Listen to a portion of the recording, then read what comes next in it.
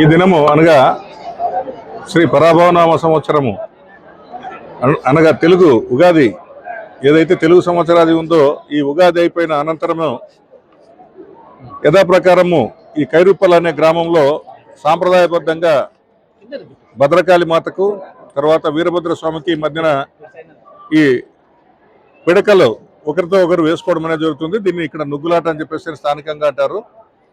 ఈ సాంప్రదాయం అనేది ఈ వీరభద్ర స్వామి తర్వాత భద్రకాళి మాత వీరిద్దరి వివాహ సందర్భంగా గ్రామంలో మొత్తం 2 గ్రూపులుగా విడిపోయి, అంటే అమ్మవారి తరపున కొన్ని కులాలు, స్వామివారి తరపున కొన్ని కులాలు విడిపోయి ఒకరిపైన ఒకరు మనం మామూలుగా యథావిధిగా రంగులు చల్లుకునే విధంగా ఇక్కడ పిడకలు ఆ రోజుల్లో సాంప్రదాయంగా ఒకరిపైన ఒకరు వేసుకోవడం అనేది జరిగింది. అదే అనాదిగా సాంప్రదాయబద్ధంగా ఇక్కడ పిడకలు ఒక వారం 10 రోజుల నుంచి దాన్ని ఎండబెట్టుకుని తర్వాత వాటితో ఇక్కడ వేసుకోవడం అనేది జరుగుతుంది.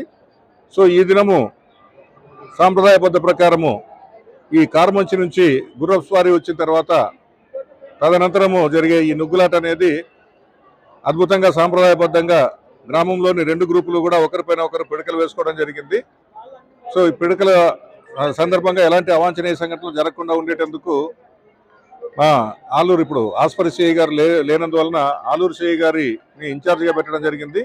కర్నూలు డిఐజీ శ్రీ కోయ ప్రవీణ్ గారి సూచనల మేరకు, అదేవిధంగా ఇది కర్నూలు జిల్లా ఎస్పీ అంటే ఇన్ఛార్జ్, యాక్చువల్గా సార్ కూడా డిఐజీ గారు అయ్యారు, ఆయన ఎస్పీ ఛార్జ్లో ఉన్నారు. ఆయన ఆదేశాల మేరకు ఆదోని సబ్ డివిజన్ నుంచి ఒక 10 మందిని, తర్వాత కర్నూలు నుంచి స్పెషల్ పార్టీని, అంతేకాకుండా మన సబ్ డివిజన్లో ఉన్న పత్తికొండ సిఐ గారు, తర్వాత కర్నూలు నుండి సిసిఎస్ సిఐ గారు శ్రీనివాస్ నాయక్ గారు, తర్వాత ఫ్యాక్షన్ జోన్ సిఐ గారు శ్రీధర్ గారు అందరూ కూడా ఈ బందోబస్తుకు రావడం జరిగింది. ఎలాంటి అవాంఛనీయ సంఘటనలు జరగకుండా అన్ని రకాల ప్రికాషన్స్ తీసుకున్నాము. అందులో భాగంగానే ఇప్పుడే ఎంతో సంభ్రమాచార్యాలతో గ్రామస్తులందరూ కూడా పిడకల ఆటను కంప్లీట్ చేసుకున్నారు. ఇప్పుడే అందరూ కూడా దైవ దర్శనానికి వెళ్తున్నారు.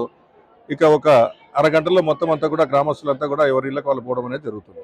సమాచారం ప్రకారం ఎలాంటి గాయాలు ఉన్న వాళ్ళు కానీ, గాయాలు తగిలినట్లుగా కానీ ఎలాంటి వారు ముందుకు రాలేదు.